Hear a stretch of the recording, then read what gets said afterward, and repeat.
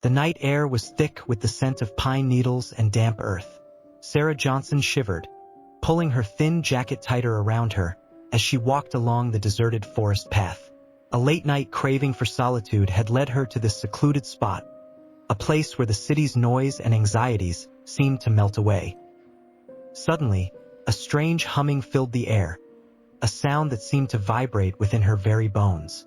The trees around her swayed violently, their leaves rustling with an unnatural intensity. Fear, cold and clammy, gripped Sarah. She tried to run, but her legs felt like lead.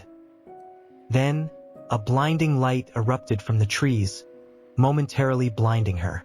When her vision cleared, a colossal metallic object hovered above her, its hull shimmering with an eerie, pulsating glow.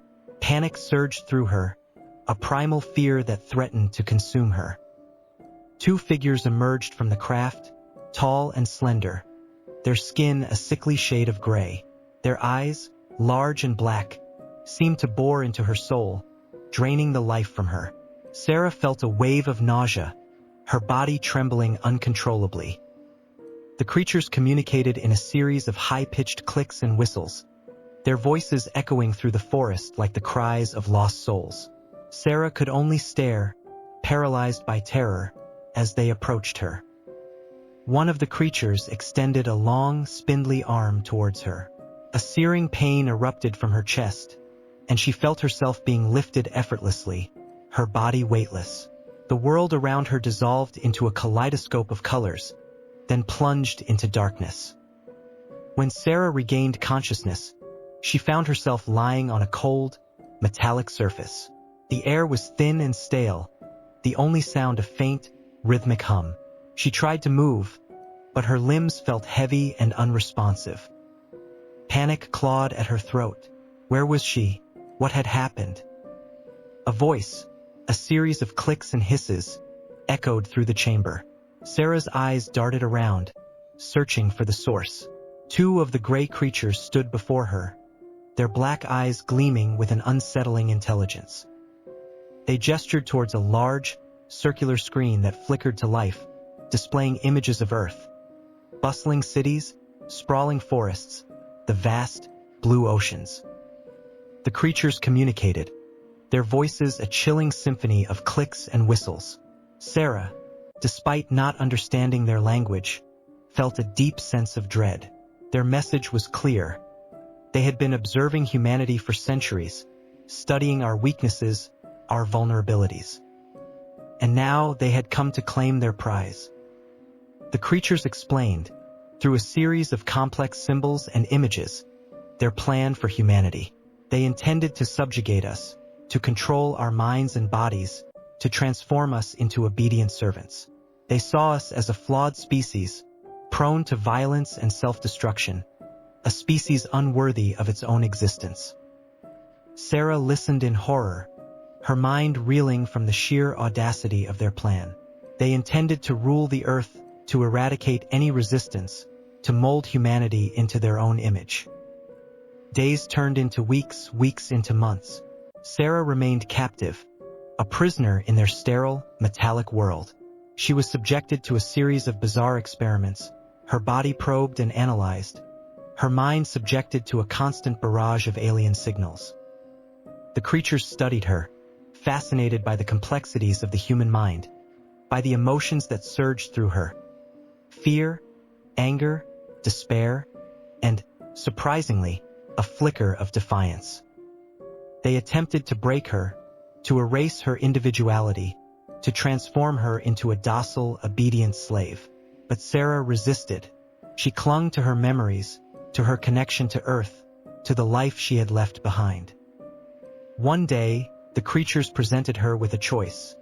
Submit to their will, become one of them, or face oblivion. Sarah refused.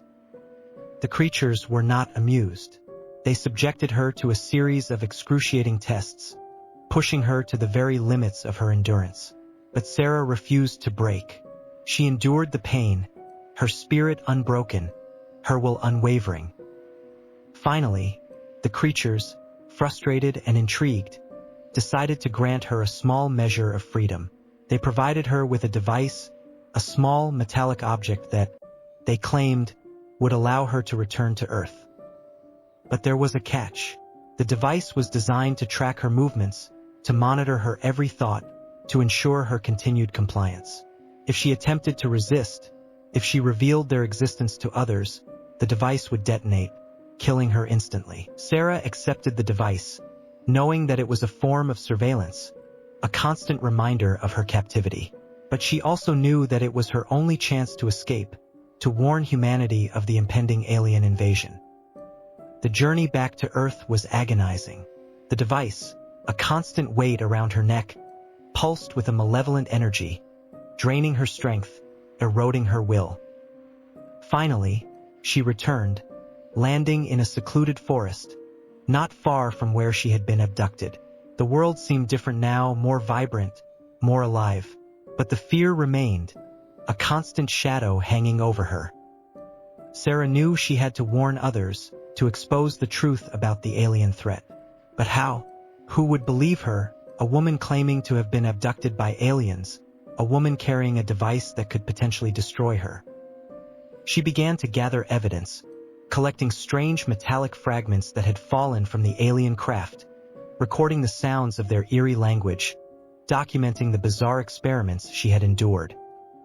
She contacted a journalist, a young, ambitious reporter named David, who, despite his initial skepticism, was intrigued by Sarah's story.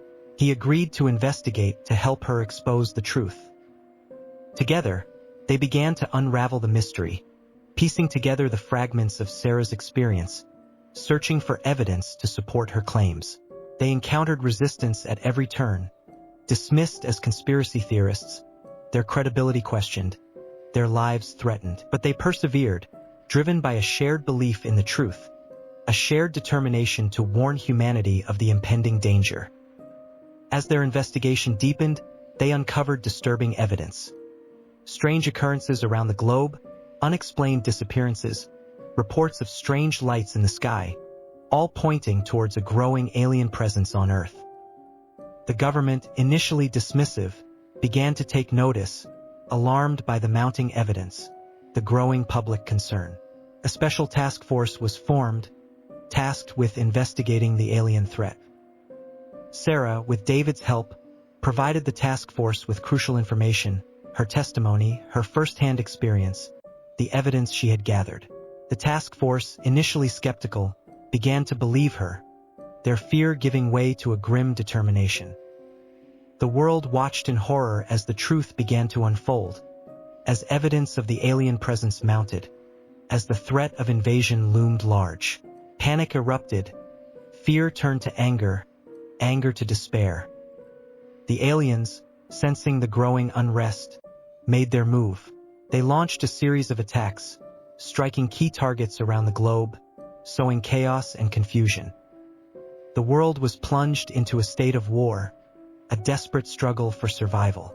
Humanity, united in the face of a common enemy, fought back, their courage and resilience tested to the limit. The war was long and brutal, a clash of civilizations, a battle for the very soul of humanity. Sarah, along with David and the members of the task force, played a crucial role, their knowledge of the alien technology proving invaluable in the fight against the invaders. The war raged on for years, a relentless struggle for survival. But eventually humanity, battered but unbowed, emerged victorious. The aliens, their plans for global domination thwarted, were forced to retreat, their ships disappearing into the vastness of space. The world was left to rebuild, to heal the wounds inflicted by the war. But the memory of the alien invasion, the fear of their return, lingered. Sarah, haunted by her experiences, struggled to adjust to her new reality. The war had taken its toll, leaving her scarred and traumatized. But she found solace in her work, in her efforts to educate the public about the dangers of alien contact, to ensure that humanity would never again be caught unprepared. She knew that the aliens would return, that their threat had not been extinguished, only delayed.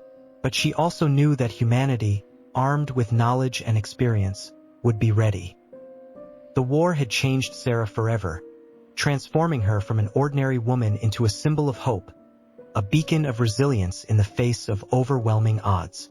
She had faced the unknown, confronted the enemy, and emerged victorious, a testament to the indomitable spirit of the human race. And as she watched the world rebuild, she knew that the fight was far from over. The aliens were still out there, watching, waiting, plotting their return. But humanity, forever vigilant, would be ready.